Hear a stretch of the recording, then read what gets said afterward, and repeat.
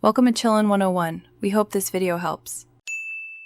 In this video, I will show how to remove a BMW Z4 steering wheel.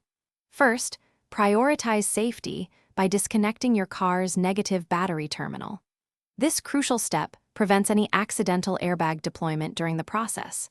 After disconnecting, it's important to wait at least 15 minutes.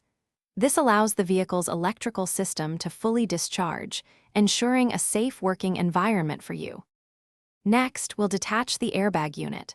On the sides of your steering wheel, you'll find two small access holes.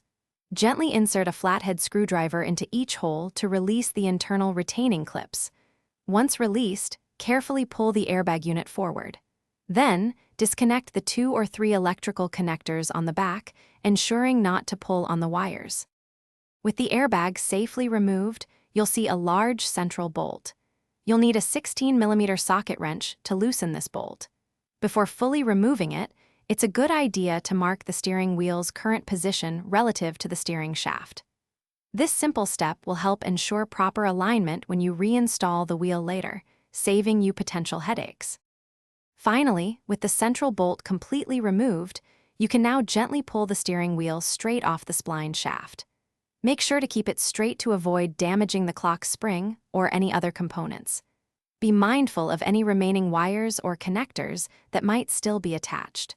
With a firm but gentle pull, your BMW Z4 steering wheel should come right off. Thanks for watching. Consider subscribing if we helped you.